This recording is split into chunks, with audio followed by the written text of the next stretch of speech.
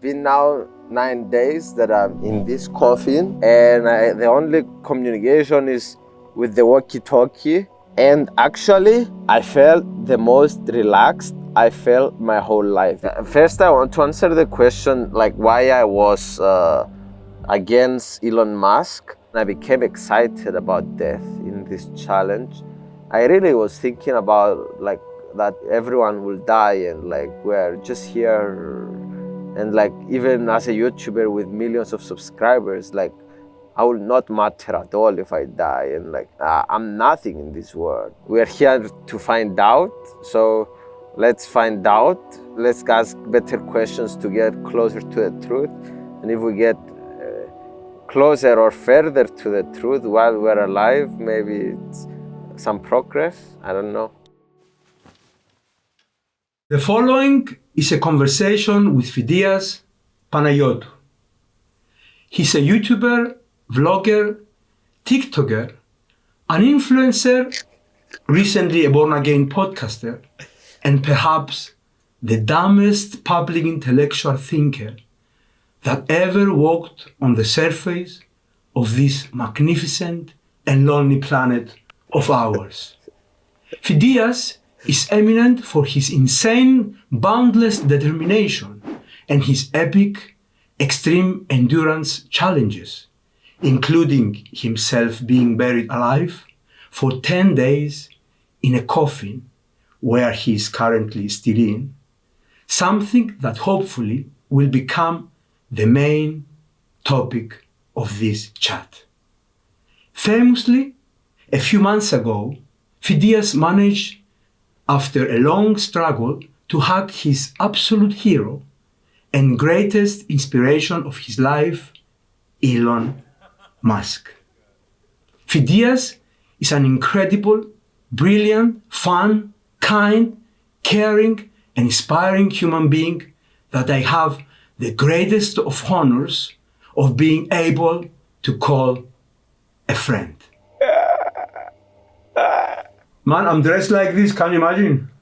So for the viewers, this is our favorite podcast with my teacher, Lex Friedman podcast. And he's making a parody now. He's making kind of fun of him. And by the way, guys, my teacher never ever wear a costume. So this is the present because I've kissed the snake, right? Of course, there is a spiritual food, I promise. You have been buried alive for 9 days. And in a few hours, you are entering the 10th and last. First, let us understand what is the challenge all about? Okay, you are 10 days down there, but what do you can actually do there? You are allowed to have your phone, we don't really know what's the rules there. What are the details and the restrictions you have? So tell us first. This is just the beginning. You will face more interesting questions after, but we have to understand what's going on there. It's so funny, first of all. But yes, so it's been now 9 days that I'm in this coffin, and I have no technology inside. The only thing I have is my watch for the people outside to see if I'm well. And the only communication is with the walkie-talkie and the people outside that they are talking to me. So it was an interesting video, but surprisingly not as mentally difficult. Physically it was a bit difficult, but the most difficult part was going to the toilet. We are not interested in your body, we are interested in your soul. So toilet is not interesting for us. And your body things are not interesting. We're talking with your soul now, with your spirit. Anyway, what was interesting, so about your soul we want to know now. So you are down there and you cannot see the faces of people, isn't it? I mean, you just hear them talking. So you didn't miss the body language and the expression of the face of people. Do you feel something about it? We're talking to your spirit now, not to your body. Yes, actually this hearing only voices it's a good, you can communicate with people, but you miss, I will say, like 60% of the real interaction and the fun part too. And you can make jokes and stuff, but through it's difficult, and it's difficult to really connect on a deep level for me with them. But because they can watch me on a video form, you can show there. But so only it's one-sided that they can connect with me, and I can't.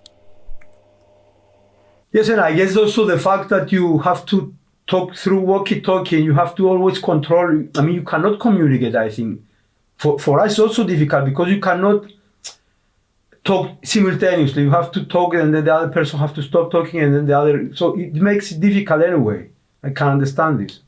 It was a very good learning experience for me to become a better podcaster, because I needed to wait for other people to finish, because I cannot talk to one person at a time. Can talk in the walkie-talkie. So sometimes when I was talking to you, like, and we were discussing some philosophy stuff, I was like, no, I want to stop. I want to stop him and ask him a question, but you kept going. And it was a good thing for me to learn to be a bit more patient, to ask the question and let the other person finish. We have to admit that this is one of your weak points in podcasting.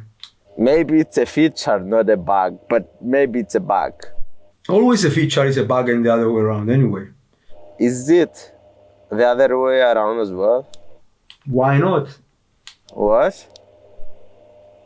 Anyway, so I noticed that you don't ask, do you ever ask for food? You ask for help, or you wait for people to deliver it to you? I mean, I noticed that you don't really ask for things. You are such a good podcaster. Oh my God, I'm surprised. Yeah. I'm not just a podcaster, I was your guard here. I noticed that you never ask us, give me food, give me this, give me that.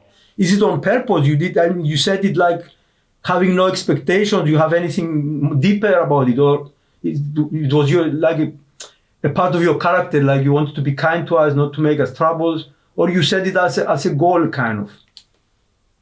Yes, I had this as a principle in the whole challenge, for me to not ask people for anything. Because when I wanted to remove all my options. Because when you can ask people to throw you whatever, an instrument inside, or a phone, or food, or anything, like, or my favorite food, then you start having options. And as we discussed a lot of times, when you have options, like, your life become a bit less happy, because then you need to choose from the options, and then you need to face that the option that you chose, it was not good. But when you just wait and for whatever mercy the people above have, or whatever they bring you, you are a lot happier, I think. So you experience being like a leaf on the stream, like you had no expectations, no options, no desires, no decisions. So the paradox of choice was not you was experiencing, I guess, the absolute opposite of the paradox of choice. Yes, and actually here I told you as well, I felt the most relaxed I felt my whole life, because I was working, this is kind of my job, and also I had nothing to do. I was just laying here and I was so relaxed, and I'm still I am relaxed. And it's so beautiful actually how relaxed you will be when you remove all the options. There is no option for me to leave the coffin. There is no option for me to do anything. So I was just relaxed. Yeah, if you have no options, it's 100% success.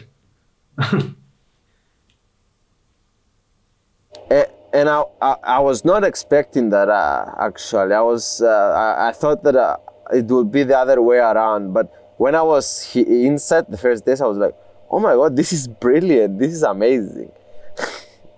No, this is very interesting lesson. I mean, how relaxed you are when you have no options and no decisions to take. I mean, it must, I don't know if people can appreciate other people this, but it can be an interesting practice for people to put themselves in this situation that you put, to have absolutely no options.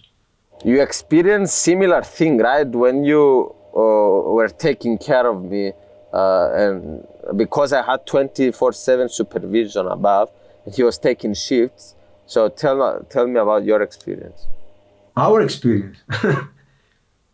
I'm not prepared to say. I don't know. Actually, we had a very, very good time here. Very, very good time. Because we had also some restrictions in our life because of you. Okay, not like, I mean, we had some options, not like 100%, but we were quite restricted because you have to be around here. And okay, this restriction, it's good to have restriction. You know, we knew that we have to be around here, so we did interesting things around here, which is nice. And because we had a common thing to care you, it makes us come closer with your family and everybody who was around here. I mean, Ellen and your family and me and my daughters. It was, I mean, we had a very good time here. Because also we restricted our options too. We couldn't go to the beach, to the sea. We had to be around here, and we discovered interesting things to do around here. Well, it was very nice. It was a very good experience. Do you think it was why you think the challenge brought you closer? The family and your daughters and my family and you and all the people above, because you had a common goal, or because you were restricted, or maybe a different fact? Wait, who is the guest and who is the host here in this podcast? Why you ask me so many questions? You are a part of the challenge as well, so that's interesting. It's not. I was not the only. We were all in this together.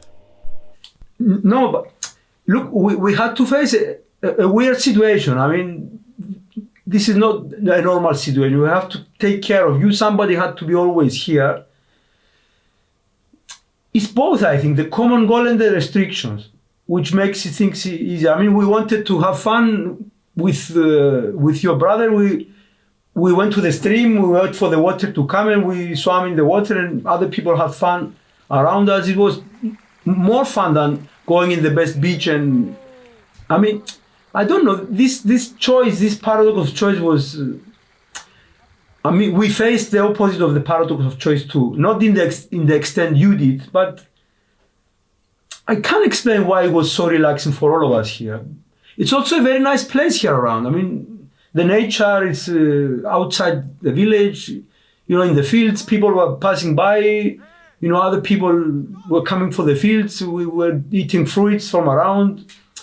I don't know. It was and springtime now, and the flowers and very nice light, very nice weather. I don't know, the moments I had to take care of you, I was sitting here alone for 7 hours sometimes in the mornings. It was so nice, you know. A guy came here to take care of the bees. I talked to him. I learned about bees. I talked with your grandfather. I brought my computer. I surfed in the internet. I had not many options around, but it was sunny. It was, I don't know. But we had a really good time. And I really cannot understand why it was so good time. I still have to think of it, and I will give you the answer. Okay, we're going to put it in a paragraph in the description. Okay. So, you're finishing the challenge now. What are your emotions about? Some extra emotions? You said, okay, already many of your thoughts and emotions, but what do you feel about it now? It's like relief. You will miss the time there, you think, or you are in the cocoon now. Maybe you don't want to go outside in this wild and cold world. Maybe you are good there, down there. You don't have to face this weird and cold world. That's a good question that only you can ask.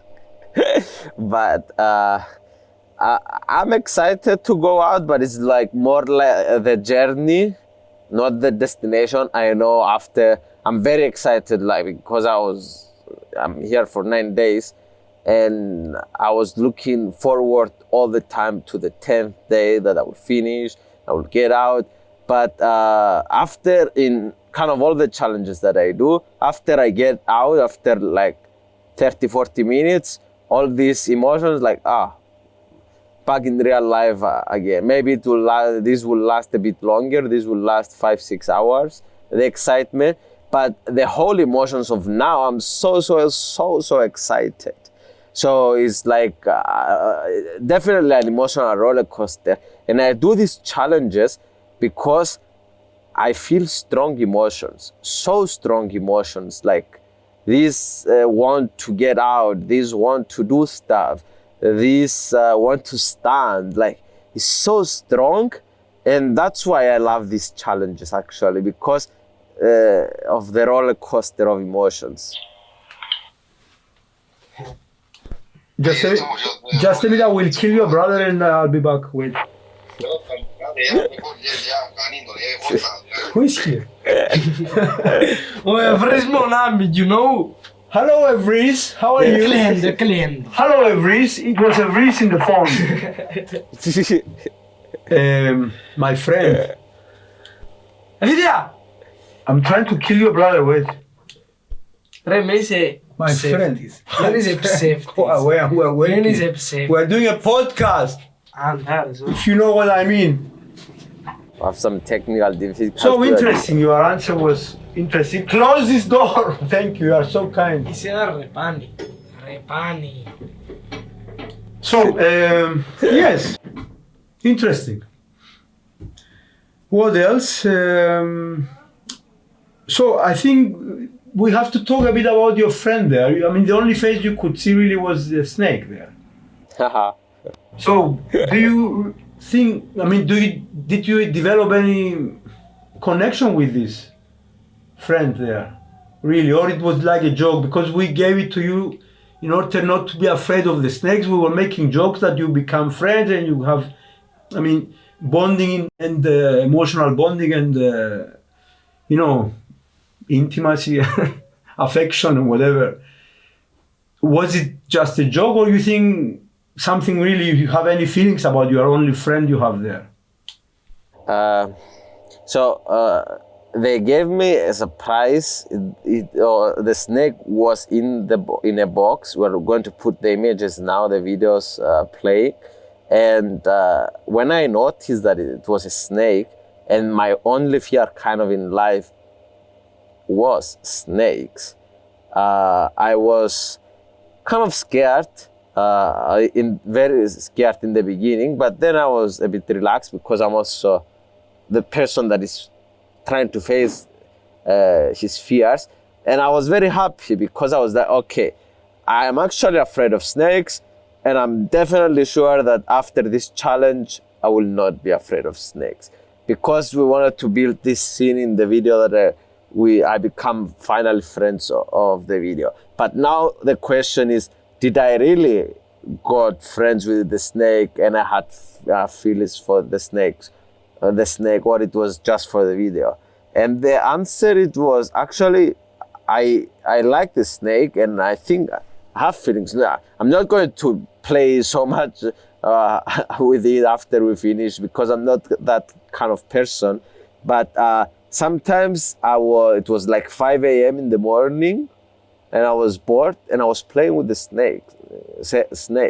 So to answer your question, it really helped that I had someone to care, someone to feed, to put water.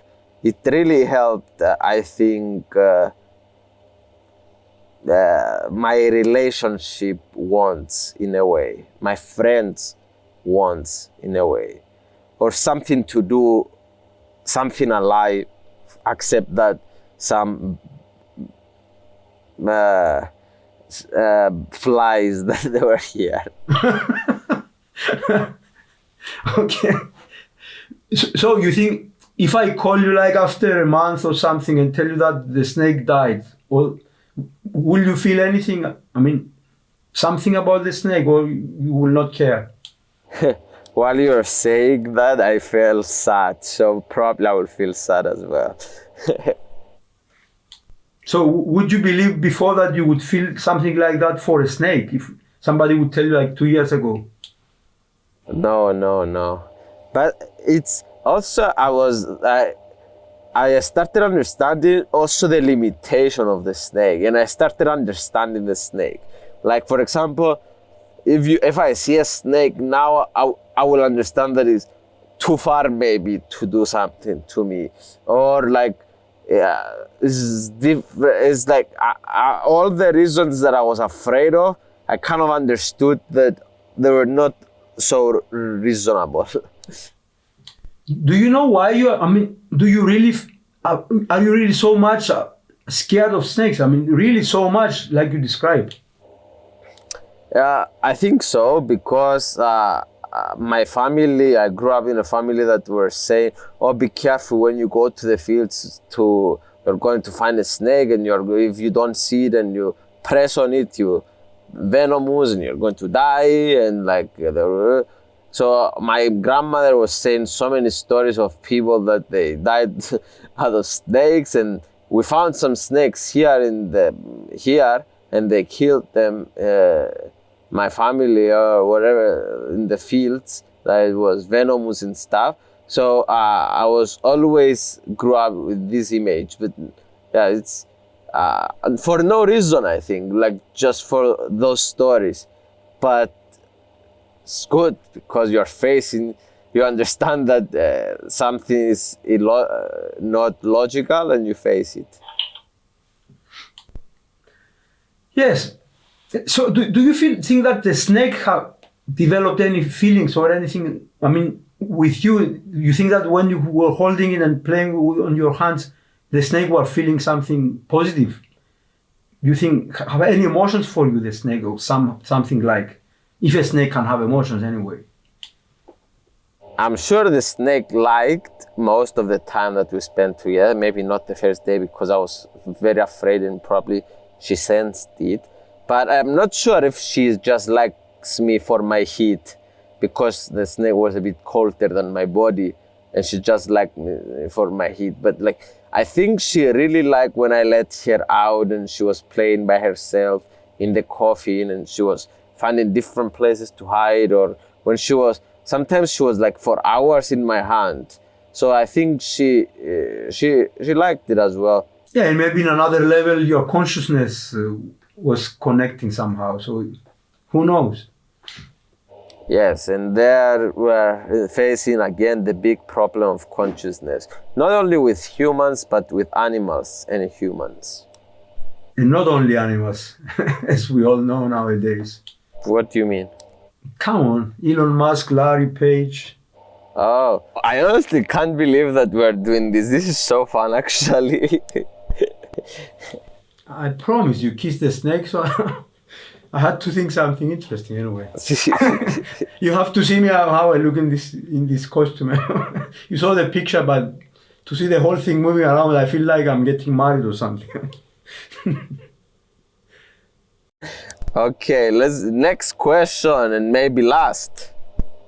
Of course, it's not the last one. Anyway, I would like to come to this point about consciousness and AI. You brought it now. So recently we witnessed your first major disagreement with your greatest mentor in life, Elon Musk. First time I saw you, being against him, when you sided with Larry Page in their debate about the development of artificial intelligence, where Larry Page famously called him a speciesist. And you we had a conversation and you took the side of Larry Page instead of Elon Musk. I think first time I saw you clearly talking against Elon Musk. So can you talk about, anyway, you brought this subject, and I wanted to ask you anyway about the consciousness of animals and inanimate matter, silicon matter. But anyway, what the species is. I mean, what the kind of an accusation is that Larry Page said for Elon Musk. How do you understand this? And you sided with I mean, the person who is against species. I mean, Larry Page. What is a species? How do you understand this? Well, because I'm such a good podcaster, I know my limits, that explaining things is not the best. So I'm not the best in explaining things, so I will reverse the question. Can you explain to the audience what was the debate of Elon Musk and Larry Page? Teacher, please. I'm asking you to explain to the audience. Anyway, I will say roughly, we all know now that we are in a critical point in the development of the artificial intelligence after these large language models and the GPT-4 and Chat GPT and all these things. And people are starting worrying that this thing is getting intelligent, scary. That we're reaching the point that we cannot control it. We're reaching this singularity with everybody expecting that when the computers start controlling their actions somehow, let aside the possibility of them developing consciousness. So the question is, okay, we honor and we respect life and consciousness and intelligence when it's, of course, carried by humans. And we all agree that the consciousness and the intelligence, okay, these two terms are not exactly the same. And we don't know if machines will ever obtain consciousness. But let's say, okay, intelligence. We honor the intelligence of a human being. And we say that human beings have their own intelligence with the consciousness coming together anyway. And we shouldn't kill them. We shouldn't stop them from thinking. And then we can extend it to other species too. And there are some people that say no species have consciousness and no species have better intelligence than we have. Only humans have it. So this start to become like you put a difference between humans and the animals. This is species. To say, okay, we worth more, our consciousness or our intelligence worth more than other species.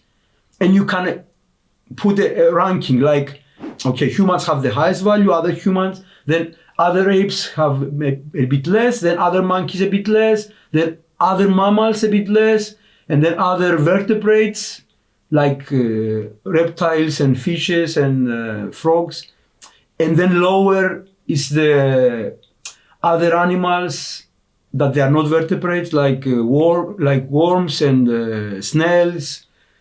And then you go lower rank, maybe plants worth less. That's why we have this veganism. Vegans say you can kill a plant, but you cannot kill an animal to eat. So species is when you put your species, but also not just your species, I guess, also your family of species or your order of species, the family around. So you make a circle basically around you. And you say, those that look like me, or my species, or other species that they are closer to me, or the whole kingdom of animals against plants. So veganism is a kind of species because they say you are allowed to stop, to destroy the consciousness or the intelligence of an animal, but you cannot do this to an animal, whatever animal, even a crab, even a spider, whatever, but you can kill an onion or a potato because the onion is dead. When you eat the onion, you kill the whole plant. So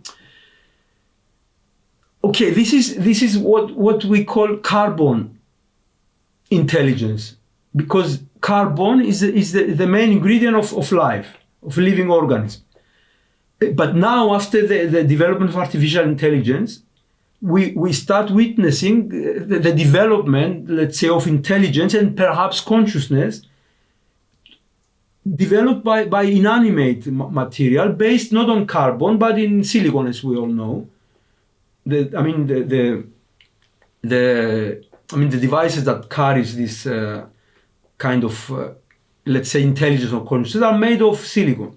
So now this species circle can become like bigger and say, okay, we include the whole of life inside, but anything else that is not living and have consciousness is not worth like us.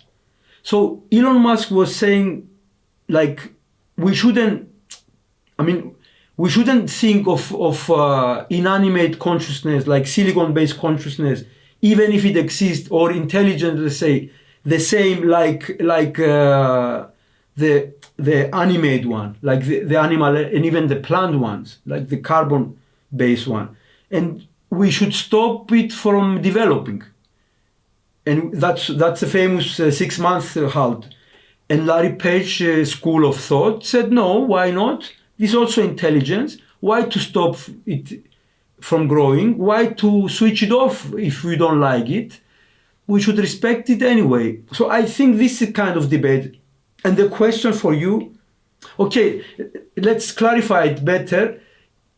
It's more common to call it like carbon chauvinism. It's more called than speciesism. So carbon chauvinism is to say that carbon intelligence, like intelligence carried by living organisms,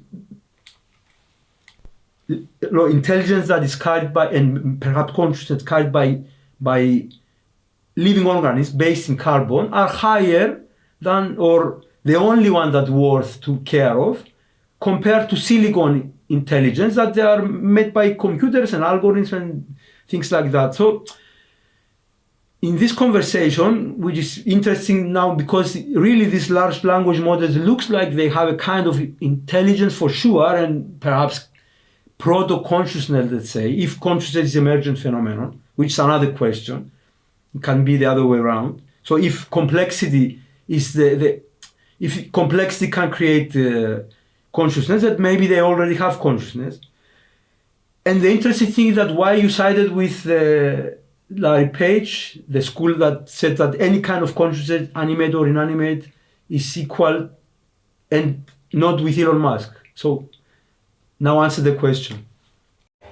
Yeah, it's important to clarify that this is the two most powerful man, let's say, on the planet. The person that owns Google, Larry Page, and Elon Musk, both of them, they are one of the richest people in the world.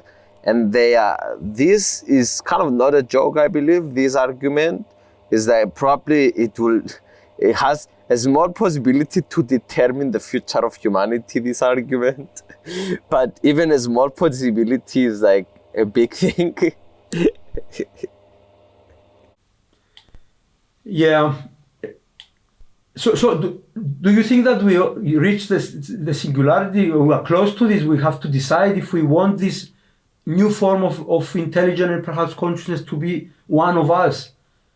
We reach this point, or you think it's just, it looks like it's got consciousness, this language models or whatever else artificial intelligence form, and it's really not the case?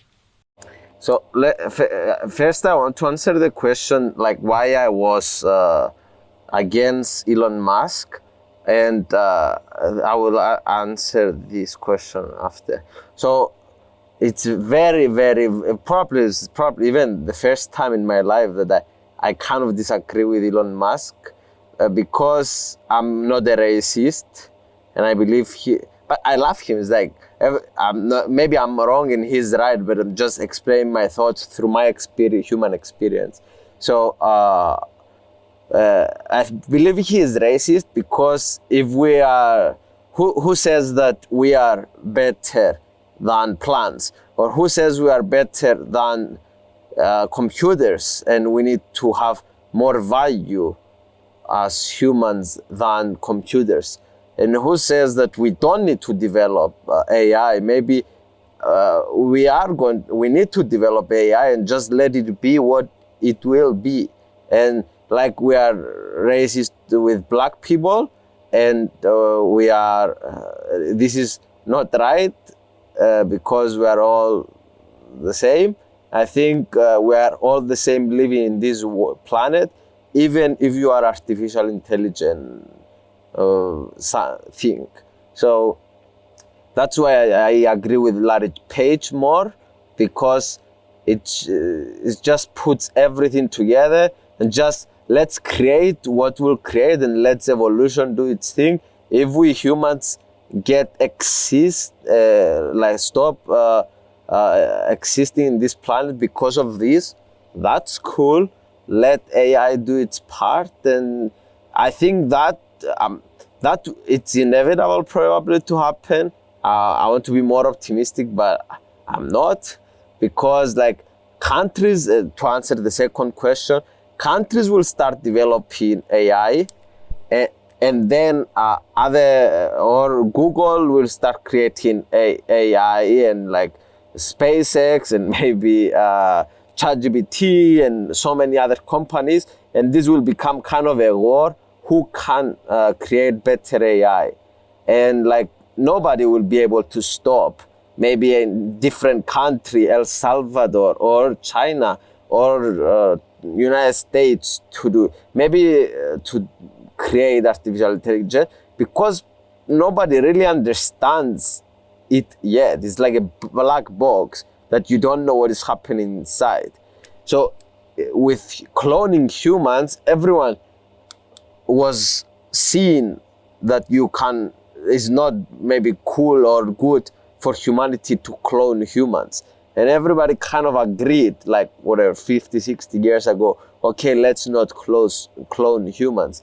But here, I don't think people understand what is AI and what is in the black box. So I think we're going to probably make the mistake or the right thing to unleash AI. But this might not be bad, because a lot of good things happen. Maybe there is more civilizations or in different galaxies and different things that we are going to find now if AI takes over, and like I don't know, maybe we become like a zoo that AI is watching us like we watch animals. But yeah, this is my thoughts. Yeah, but this is not a scary possibility for us. I mean, to have somebody higher than us and become the slaves or the animals for this higher thing, and behave to us and treat us like we treat animals. So but this is speciesism anyway. So even if this evolution that happens now with AI brings things in this situation, you will agree. You said, okay, let it be, and let us become the animals for something higher than us, if you can call this higher. Yes, because one of the big reasons that I feel like that is because we don't know what's true anyways. So who are we to judge that? And like, I'm going a bit deeper now. Maybe you can explain my thoughts because you know the better than me. So, but who are we? We don't know anything about this world anyways. Like, maybe this is a simulation, and maybe where this is what is fake. Maybe there is so many things that some physicists proved that space and time is not fundamental. So there is so many stuff that we don't know. So who are we to stop the AI? Maybe we are stopping something really great. Yes, you are absolutely right. I think if you say now or in the past, we should stop black people, or we should stop immigrants to come to Europe because they may destroy us. Now, if you look back, somebody would say this in the past, would say they were so racist to think about this. They didn't destroy us. They just came and they're living with us, and there's no problem when the immigrants came, let's say, to Europe. So AI can be the same. The one possibility is that they will destroy us. But the other possibility is that we will be living together with these inanimate, conscious beings. So I think that the question can be, can you imagine a time that we will look back and say, imagine in those times they were thinking that that inanimate consciousness was not equal with animate consciousness. Like we say now in the past that some people were thinking that black people are not the same like white people. And now it's so funny to think about it. And maybe a time will come that we will think the same about inanimate conscious or intelligent beings. What do you think that this time will probably come? I'm not sure about your example that you're giving with this, because maybe it's a bit different that now it's like a consciousness and like artificial intelligence, if people will really understand it with black people. But yeah, I don't know about the example. What do you think about the example? No, the question is that will there be any time that we will think the same? It will sound so ridiculous to us, like it sounds to us today ridiculous that 100 years ago there were some white people that would think that somebody because he's black can be of a lower importance in terms of intelligence and consciousness. And we will laugh with ourselves 100 years after that we thought that inanimate consciousness is something lower or something different or something that you can kill, that you can stop, that you can switch off, whatever, without asking it. Yeah, it's very interesting. Now I understood. Like you gave it like an example for us to look back and understand if we're going to do the similar thing. But there is another thing that people are talking, which I find, I don't know if it's possible. I think people are saying this to make themselves feel a bit better. But they are saying about if there is going to be a point that we are going to be emerged with the machines earlier than AI will take over, and we become one with the AI going to do stuff. Yeah, there are so many options, but I believe that it's very possible that we will, whatever scenario will materialize, it's possible that after 100 years, let's say, we or as one with AI or whatever we will become anyway, we will think back and we will laugh and we think ridiculous the way we are thinking now about this. It's possible. But it's hard to imagine a future after the singularity. Like this is what the singularity is like. It's after they take over or we take over together. It's difficult. I find very difficult to imagine a world after 100 years now, which is scary. You know, I think that we have no clue what can happen. So any decision we will take is equally okay, I think, now, because we have absolutely no idea. So the idea that when you face a problem, you always choose the easiest solution, the less complicated, which is just let it be and we will see.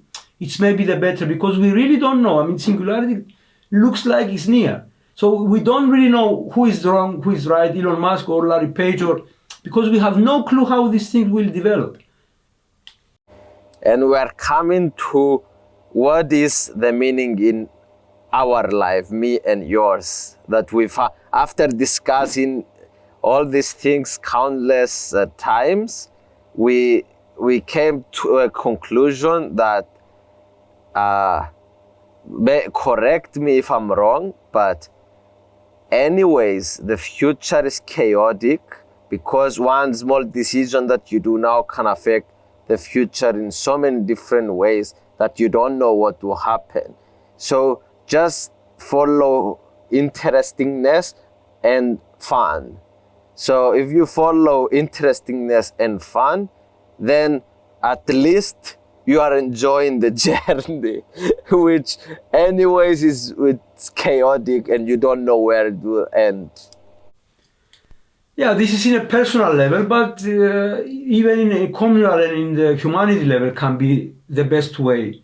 If it looks interesting to develop AI more than not to develop it, it's like following interestingness. So just let it be. Anyway, it's chaotic and we don't know, and we always can look back and say, why we were thinking not to do this. it leads us in these wonderful outcomes. Anyway, yeah, this philosophy of interestingness, of course, is Kenneth Stanley's idea, one of our heroes. We have to mention him because it's mainly his ideas. And yes, people maybe not see it, but when you set fixed, goals in your life, it looks like they will lead to somewhere. But anyway, things are so chaotic and so serendipitous. I mean, many times you expect other things and other things appear in front of you. So if you really want to follow something, don't follow these strict goals the tyranny of these goals that you have to fulfill them even if you like it or not. Anyway, you don't know the journey, where it would lead you. Anyway, serendipity will choose for you so many things that you don't expect. At least if you want to follow something, follow interestingness, which is more fun and can lead you in better, more rich serendipity, let's say. And this can happen with all the things in life. Like there is a strong example that we were discussing about. You don't know how your child will grow up, even if you overparent it or you parent it not enough, or if you do, just take the path that it's a bit more fun, and interesting, because you don't know, like, to overparent it like 30%, to let it free 100%. You don't know what the outcome is. Always, you can guess, you can reverse engineer, but if you just take the path that it's more fun and more interesting, probably it will be more interesting. When you are more happy, more energetic, and you are having fun, you are learning more, you are taking better decisions. So I think when you put a goal, you are just limiting yourself to your potential, like you said. So this is a big thing in our life, and we have this meaning of life, fun, to have fun and follow interesting paths. And I think, because my battery is about to run, do you think it's good, teacher? By the way, this is my favorite podcast that I ever made so far. I wanted to ask you the standard questions, final questions of a proper Lex Friedman podcast, and I don't want to cut it here. Found another battery somehow. Oh, okay, I will change my battery of the camera. A few moments later. I wanted to ask you, when you were alone there, of course, most times you have people around you talk to you, isn't it? Yes, because people were 24/7 upstairs. They were bored by themselves and they were talking to me. So you didn't really have long time for introspection and inner conversations, and it was not like a meditation retreat or something. Totally opposite. Well, I think I had 3-4 hours per day to meditate, but if you think that I had like 15 hours a day that I was awake, it's not a lot. Yeah, but what were you thinking? What topics were, I mean, you had no other stimulus from outside. What were you thinking mostly? I mean, which topics were inside your mind during your inner conversations? It was more reflection, what I'm doing wrong, how I can improve in the stuff that we are doing in YouTube as a human. But also it was a bit of planning of the future, but also some questions like about death. Actually, I was thinking a lot. Maybe coughing helped a bit, being buried alive. But I got a bit more friendly and excited about death. Excited about death? Well, it makes sense after 10 days there. Γεια σου ρε Μιχάλη, κάνουμε podcast τώρα. I cannot hear you. Say, repeat again. Yes, I'm doing a podcast with Lex. Tell him that now Okay, yeah. Oh, Lex? my shirt, sorry. Oh, so Mihalis is got in the camera. So you see, guys, people are jumping in the cameras and they're talking with me. Okay, Mihaly, we talk late. Anyway, I just wanted to say, like, congratulations for making it and enjoy the freedom tomorrow. Okay, I love you, brother. Thank you. Bye, good night, congratulations. Good night. This is my big brother. So my big brother was saying congratulations. For what? That I'm getting close to finish the challenge. In exactly 6 hours, I will be unburied. So let's continue. So I think I wanted to ask you always a personal question. People, I'm sure they are always wondering why you're so confident that you will become a billionaire. Where do you get this confidence so much? I mean, you are always saying this, even before that you had no chance to become something like that, and it looks like it's becoming kind of true. I mean, you are kind of right. Nobody would believe you when you were saying that, look guys, I don't want to study, I want to become a billionaire. Just a billionaire, I don't want anything else.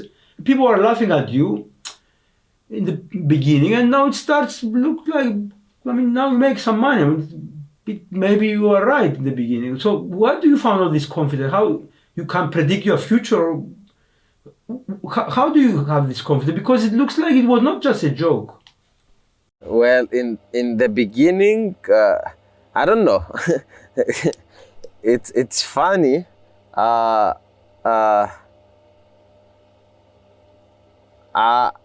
First of all, I feel, to be honest, that I'm still discovering my possibilities.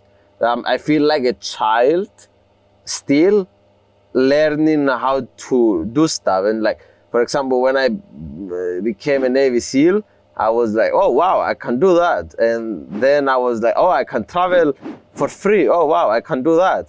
And then I was like, oh, I can become a YouTuber. Oh wow, I can do that. And and like after meeting my idols, Elon Musk and Mr. Beast, it became a lot more real that I can become a billionaire, because I saw them that they don't have something better than me in a way, and they're still humans, that they go to poop and they have problems, and they just have their critical thinking and they're reflecting and all this stuff. But the question is, why did I have it from the beginning? I don't know, probably arrogance and any sense of not understanding how difficult it is. Probably those two. So you think it's a coincidence? Like it was just arrogance and just ignorance in the beginning, and then just happened? I think first of all, I think the environment that I grew up in, like all the stuff, it really helped me, and I was very lucky.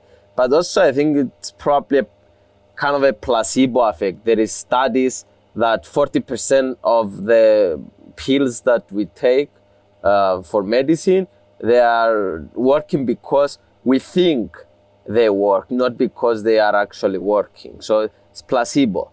So maybe it's 40% of that.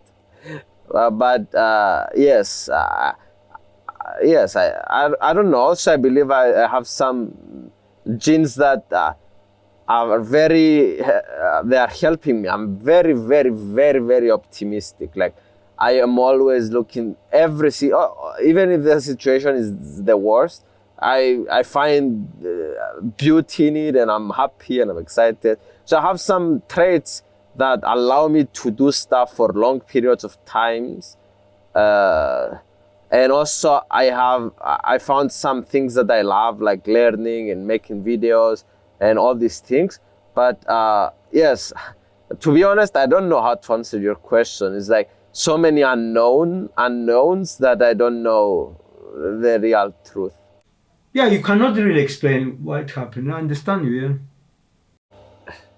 But it's very important for you to comment on that, because now I'm 23 and I was your student when I was 17 at high school. You are my physics teacher.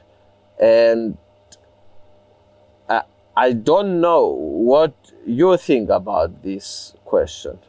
I don't know. It's crazy, but you know, I had a slight feeling that it was not just a joke. I don't know why. I can't explain that. When you were saying it, everybody was laughing. I was also laughing, but I had a feeling that something is serious about it. I don't know. That there is I can't explain. I could see that something maybe is not 100% a joke or arrogance, or I don't know. I can't explain it. It sounds like it meant to be. I don't know. But I really remember it. It was strong that something is there somehow. It's very interesting. But me, because I see myself every day, and like you see me every day, maybe it's so I'm curious to see back then if it was something abnormal about me. It was not the norm. I mean, you were you was never the average person anyway. Since I know you, always was something weird about you anyway. But in this direction, okay, many people. There were other people also too that they were saying, look, everybody's laughing at him, but look, even in the first step that you start looking like maybe you are something serious, many people appear and say, look, I always knew that maybe your determination is way above the average. Maybe that's what people could sense. Maybe this was I could sense too. This determination you have, probably. I don't know. Yeah, but it's anyway. It's something that unexplainable in this anyway.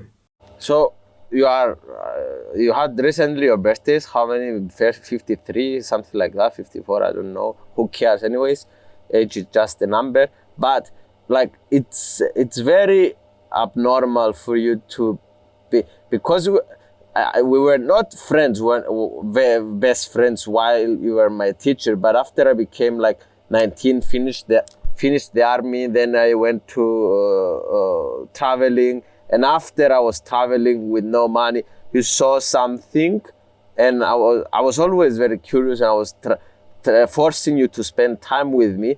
But how an old man like you he became best friends with a youngster like me? Look, I don't know. I have a kind of condition. I don't know. I cannot see age in people. I can't see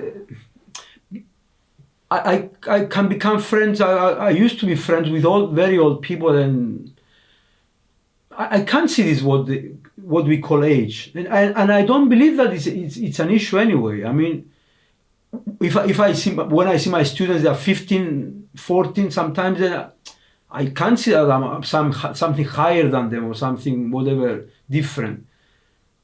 I think it's a kind of chauvinism or racism, or how you call it, ageism maybe is the proper term. To think that somebody that is younger is different, and I think this age thing and this all this age thing is more social construct, especially the youngsters today. They have all this experience in internet. We talk about this many times anyway.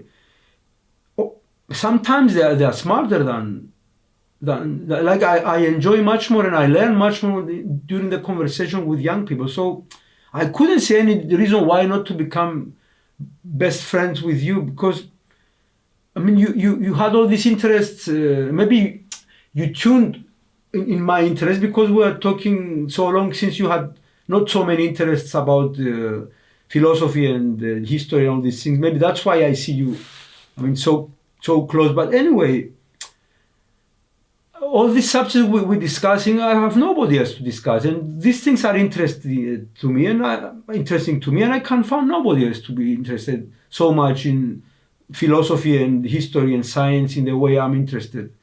So maybe you tune to my interests, but I enjoy much more spending time with you because we're talking about the things that I'm interested in. If it would be much better to become friends with an older person in my age and talk about football all the time. Would this be more mature? What can be more mature to talk about the subject that we always talk the whole day? People in my age, most of them talk about football all the time or about their girlfriends or whatever. Do you think that this is more mature to be? I can't see any reason why not to become best friends with you anyway. So you mentioned spending time with youngsters, you learn more stuff. What do you get other stuff spiritually when you spend time with a young person? Like, do you think you become is more about because youngsters know how to use the internet and they learn a lot of stuff? Do you think they have kind of an energy? Like, do you think they're more excited about life? Do you get something else? Like a vampire absorbing their energy. No, they are more informed about things that I'm interested in. If I want to talk about ChatGPT, for example, I will not go to the teachers. I will go outside to talk with the students about the AI, about things that I'm interested. They know more things anyway. They are more informed. They are very informed, and I learn things I learn things because they are 24/7 above the social media, and they become more mature in a sense. Okay, in some cases maybe it's more relaxed to talk with people of my age, but if I can have both, in the school that it's very obvious that I have both. The teachers and the students, and they are separated. When we have like free time, the students are in the outside, the teachers are in the place where they gathered anyway. So I like equally, but it's different to talk to young people. Okay, all this energy, maybe I didn't grow up. Maybe something is wrong with my prefrontal cortex. Maybe because I can feel so comfortable among young people anyway. And maybe I'm still crazy enough, crazy like a young person, I don't know. But okay, this cannot be the case because I enjoy also the company of people of my age and older. Maybe it's because I like to learn from different. I used to travel and I used to like to learn about different cultures and different ethnic groups and different nations, and so the young people are like a different nation, like a different ethnic group. So it's like traveling, talking with them. It's like new experience. Maybe because I'm open to hear them. I don't know, but I cannot see any difference in rank, to put like older people are higher in rank and more clever, more smart, more whatever. I cannot see it anyway. Maybe it's there and I'm blind to see it, but I can't see that. They look equal to me anyway. Beautiful. Yeah. So can we finish this billionaire thing? I wanted to ask you, and maybe people want to know, what's the purpose of you wanting to become a billionaire? Why you want to to have the life of a billionaire? You don't look like. I'm sure you can enjoy life with zero money, as everybody knows. Especially with zero is your specialty. But so why you wanted in the first place to become a billionaire? It will be fun. The person that did all these videos, traveling with no money and having big fun in all these countries, to be a billionaire. Yeah, it's a paradox anyway. But what was the initial purpose and what's the purpose now? To have a luxury life, to have big yachts and big houses. I mean, this is not your style. So why on earth you want all this money? I think it's evolving through the years, but always I had this funny feeling that I don't know if everyone has it, that I felt it real that I will become a billionaire. So it was very real for me through all this time. But anyway, so the why I want to become a billionaire is because I think I can form big teams, like let's say Elon Musk, to solve some problems in humanity, like Elon Musk. And that's why he's my hero. For example, SpaceX. He's trying to solve a problem of us becoming a multi-planet civilization, which is very exciting. Also, Tesla is trying to solve the problem of electric cars, and it helped, I think, the world in positively.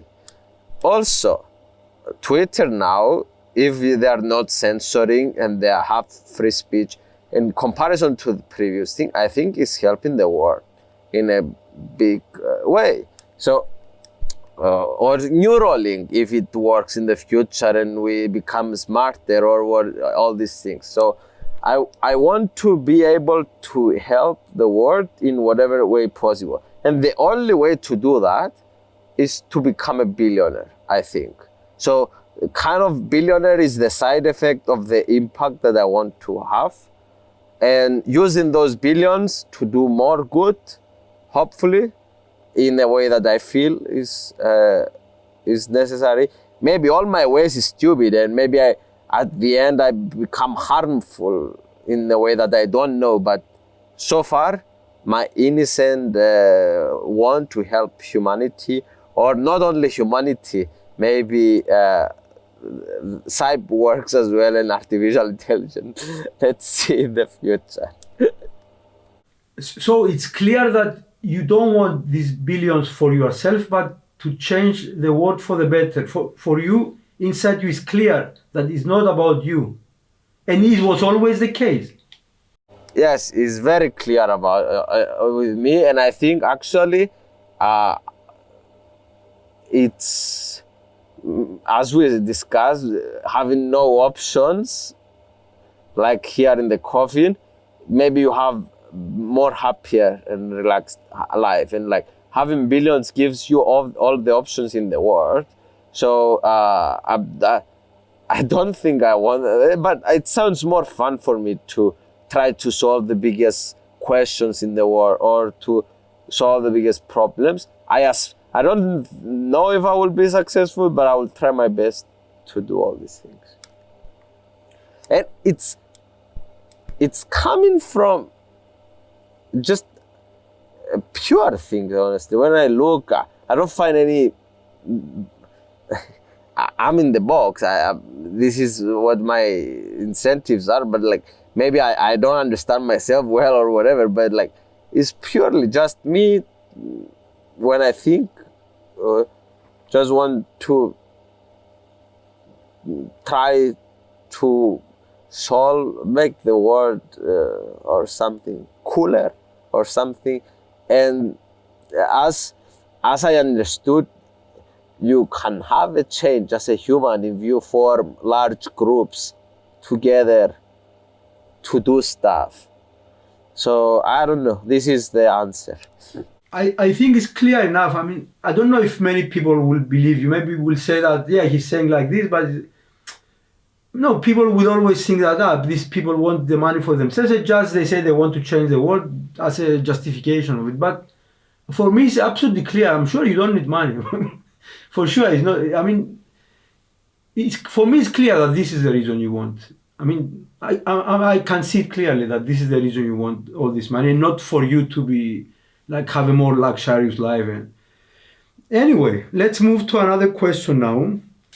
So when I meet smart people, I always ask them how to learn faster.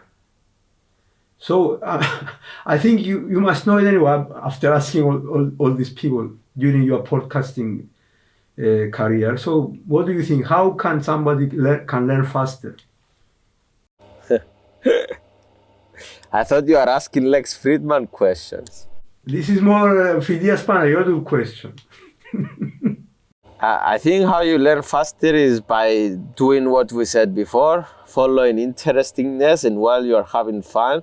Like when I get bored of a book, if I'd stop listening it because it's not fun anymore. It's becoming like a chore. So I just follow what is fun and just do like not to a stupid thing. Like of course I'm going to do some stuff that I need to do for the YouTube channel, the company, and like just not follow fun all the time 24/7. But like you need to do some stuff. You need to eat food. Maybe food is not fun for you or whatever. But like for as a principle to follow just your interestingness, you are going to probably learn a lot longer. And like also surrounding yourselves with clever people than you. Like for example, I did that with you. You are the one of the only people that I found like so much growth, and I was forcing you all the time to spend time with me. I was texting you, oh, what you are doing? And now with the podcast, is the way for me to spend time with all these people, because when you spend time, you kind of smell them. You think the way that they think. Like it's kind of a cheat code to learning.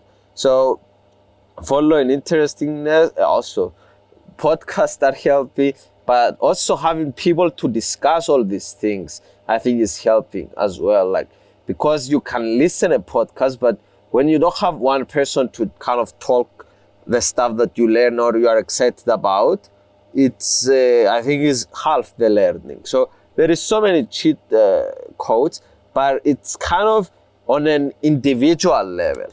So there is nothing that I can say, or do this or a step, but it's just being self-aware of how do you learn faster and just reverse engineering. So what Socrates said, being self-aware probably is the answer, and reverse engineer that and learn faster for yourself and your needs.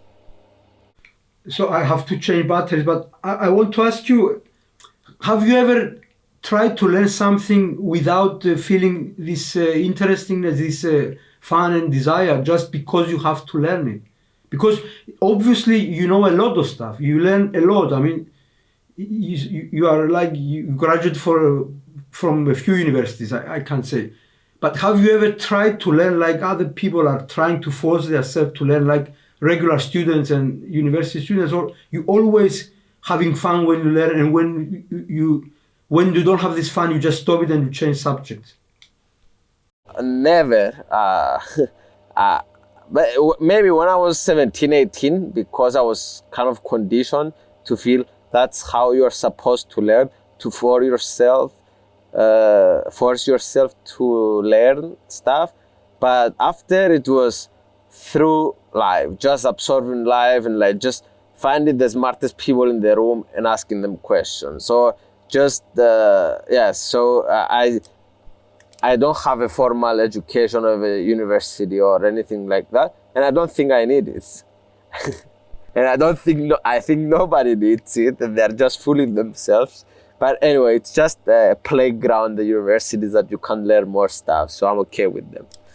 So the answer was clear. You almost never force yourself to learn. Yes. Now, the last 4 years, yes. Well, it's very interesting anyway. For people to force themselves to learn all the time and hate it, sounds very interesting anyway. So, we're towards the end. By the way, congratulations. I think it's already day 10, isn't it? Yes, it's day 10.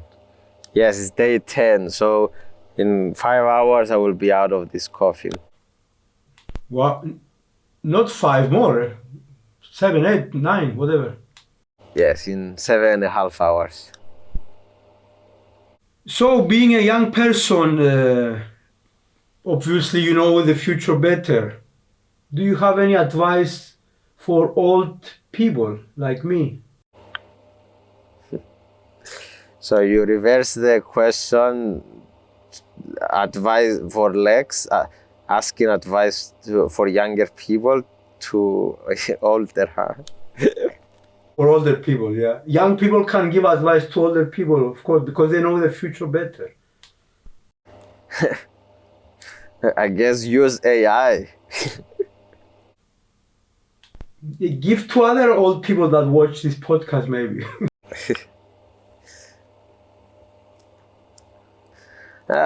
I don't know. For me, for example, this challenge, I found beauty in these challenges. Of any kind of challenge is kind of putting you through ups and downs. Maybe even the failure is strong emotions. So having some kind of challenge in your life, it should bring more fun and more strong emotions. And actually, it's kind of an artificial way to be happier because you are, let's say, excited for the end goal, and then I'm getting the payoff, and I'm excited to finish the challenge, and I'm getting hardships. Like always, people are very happy when they finish hard things. Like always, when the people sitting in the table, they say stories about how hard was that experience, so all these things. So we are very, yes, doing challenges is kind of one fun way to go through life. Also, I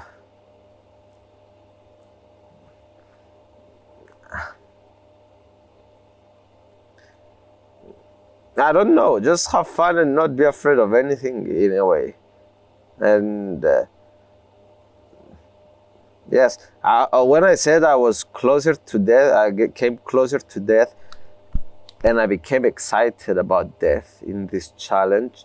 I really was thinking about like that everyone will die, and like we're just here, and like even as a YouTuber with millions of subscribers, like I will not matter at all if I die, and like people will remember me, like my family will remember me, let's say, maybe for a couple of years, my family for the rest of their life, but I'm nothing in this world, and I'm irrelevant. So I'm like, I really came content with the death thing, and like it's fun and exciting, and like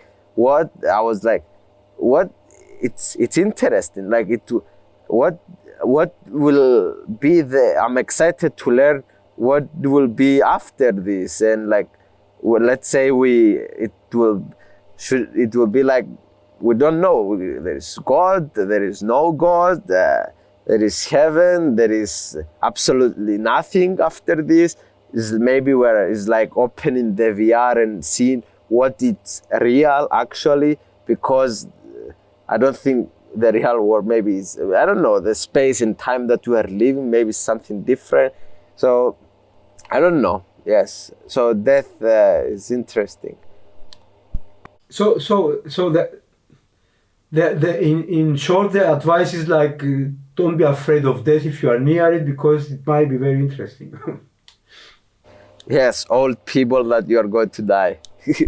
Yeah, but anyway, the whole time, the whole podcast we're doing here is full of dozens of advices for old people, believe me. Anyway, so I'm sure, but the final one, the way you described it was amazing. Anyway, yeah, really, and it's very close to the final question anyway, which is the silly question: why we're here? What do you think that is all this about? What's the meaning of life? Oh, I always ask this question. I never been asked this question.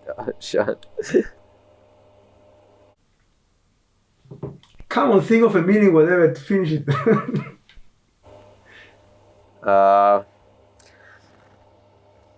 What's in here?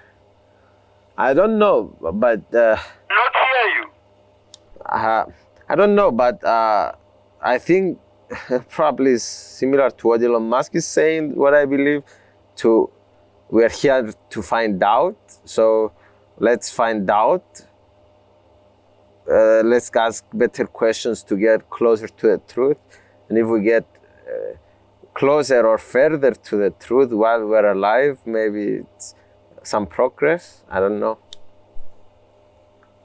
Yeah, it's quite clear anyway, yeah. So understand the meaning of life is maybe searching for the meaning of life somehow. Yes. Asking better questions. Questions are very cool. So I think we reached the end of this single episode